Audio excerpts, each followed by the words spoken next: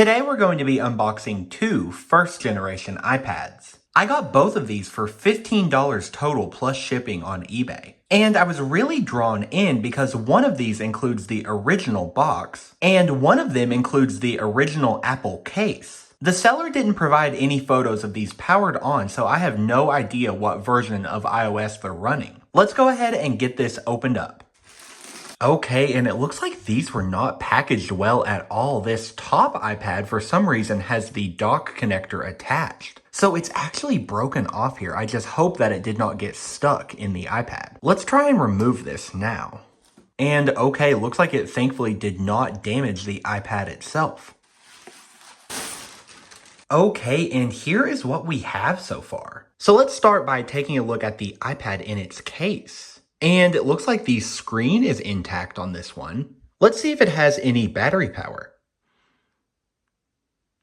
And okay, this one appears to be fully updated to iOS 5. You can tell this is iOS 5 by the fact that it has on-device setup rather than the connect to iTunes screen. So now let's turn our attention to the boxed iPad.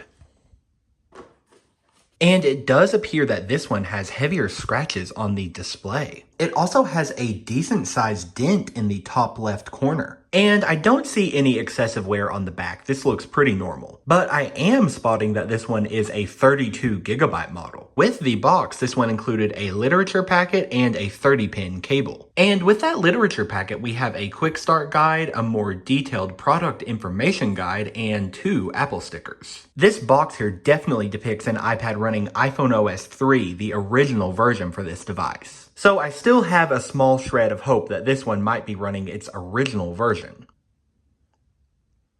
And okay, this model is sadly fully updated as well. And while that iPad is charging, let's turn our attention back to the other model. I want to get this case removed so we can take a better look at the device's condition.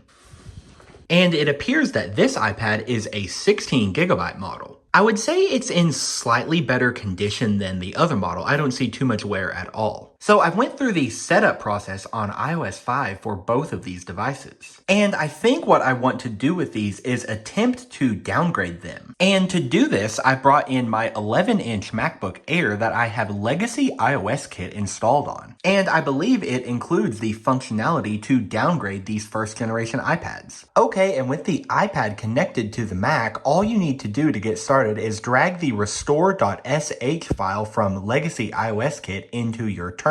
So you then simply select restore/downgrade, and then we'll go ponder snow to do any version of iOS. And okay, it looks like it is asking for an IPSW. Thankfully, that's really easy with the website called ipsw.me. I'll simply go to iPad 1 here and find the desired firmware. So we'll go ahead and try the original version for this iPad. And now that that is downloaded, we will select it. Okay, and it looks like Legacy iOS Kit is asking me to also provide the 5.1.1 IPSW. And it appears that the device is downgrading. I did have to place it in DFU mode by holding the home and power button for 10 seconds and then holding the home button for an additional 8. And I apologize for not showing the terminal window more. It keeps showing my whole first and last name, so that's why I'm kind of keeping it to the side. Okay, and here we are with the device successfully downgraded to iPhone OS 3.2. And overall, the process was pretty painless. After the initial restore, the device did start up in recovery mode. But going into useful utilities with Legacy iOS Kit, I was able to use the Enable Exploit option and get it started up. I believe this is a fully untethered downgrade. We'll test that now by turning the device off and restarting it.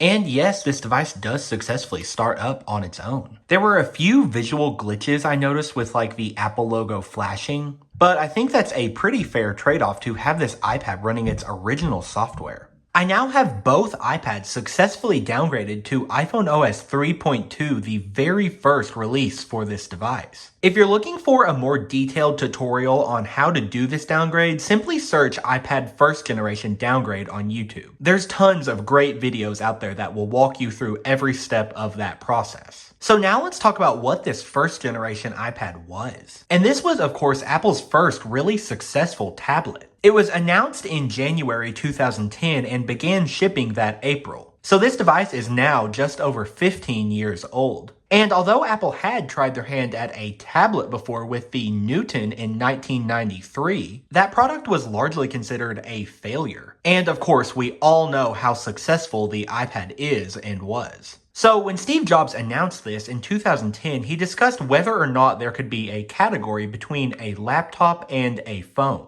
And he explained for that to happen, this device in the middle would have to be better at certain tasks. So things like browsing the web, viewing photos, and etc. And that's really what the iPad was. It took the really revolutionary technologies from the iPhone and iPod Touch at the time and just blew them up to a larger scale. So while iPhone and iPod Touches at the time had 3.5-inch displays, this iPad had a 9.7-inch display. And at launch, the quality of this iPad display was much better than the iPhone and iPod Touches. It was an IPS display, meaning it had really fantastic viewing angles. So when you would tilt the device and look at it from an off-axis viewing angle, the colors would not wash out nearly as much as on the iPhone or iPod Touch. This iPad was only half an inch thick and it weighed 1.5 pounds. It was also the first use of an Apple Silicon chip. It was powered by the A4 processor clocked at 1 GHz. Previously, iPhones and iPod Touches had been powered by Samsung processors. It was just a single-core processor at the time, and it was paired to 256 megabytes of RAM. You could get your iPad with 16, 32, or 64 gigabytes of storage. And aside from the Wi-Fi model, they also had a 3G model with the AT&T network. It started at a price of $499.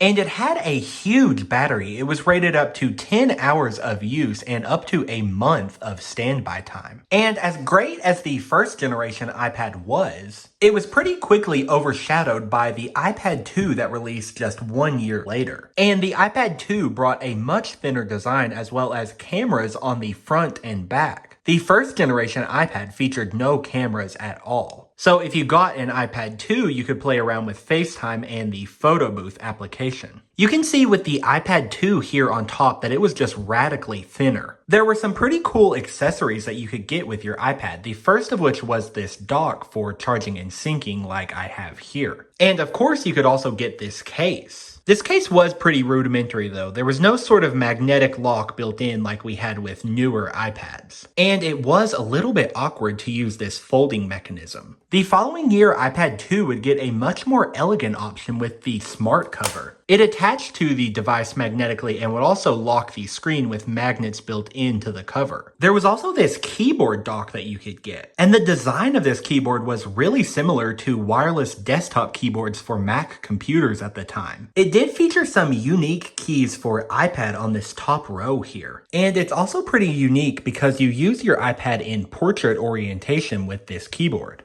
So for some reason, this keyboard does not appear to be working with these iPads on iPhone OS 3.2. And I'm not sure if that has to do with the downgrade or what, but I will show you this keyboard in action now with one of my iPads on iOS 5. So there was a built-in lock key here. There was also a built-in home button on the keyboard. There was a spotlight search key, as well as brightness controls that would give you an interface similar to Mac OS X. There was also a shortcut for the picture frame mode if you had photos on your device. There was a button to bring up the on-screen keyboard, as well as controls for audio. So now let's talk about iPhone OS 3 on this iPad specifically. And this one's pretty unique because this iPad came out about halfway into the iPhone OS 3 life cycle, as iOS 4 came out just a few months after the iPad's release. So iPhones and iPod Touches received 3.0 through 3.1.3, but these iPads only got 3.2 through 3.2.2. And these 3.2 versions had some features that would later come to iOS 4 on the iPhone and iPod Touch. So first off, now on this version, you could have a home screen wallpaper. That option was not available on iPod Touch and iPhone until iOS 4. And also this reflective style dock was new. Other versions of iPhone OS 3 had a gray kind of perforated faux aluminum style dock. This reflective style dock was much more reminiscent of Mac OS X at the time, but of course it would come to all devices that ran iOS 4. iPhone OS 3 did have some downfalls, especially on the iPad. First off, there was no multitasking. So as you may know, double-clicking the home button on iOS 4 would give you a multitasking view with your recent applications. There was also no Game Center application on this version that was also added in iOS 4. And application support for the iPad on iPhone OS 3 is somewhat limited. As this downgraded firmware came jailbroken, I was able to sideload these applications. So some of them are made for iPad, like Temple Run here runs at full screen. But here on my non-jailbroken iPad running this version, I can show you that many applications were just blown up iPhone versions. So for example, this water slide application, it would launch in this really small view. And by using this 2x button in the corner, you could blow up the size. So this made for quite blurry resolution for many applications. And also it just made for a lesser experience as the apps weren't optimized for the larger iPad display. And these iPhone-size applications were really common for several years on the iPad. Let's take a look at the default wallpaper selection here for the original iPad on iPhone OS 3.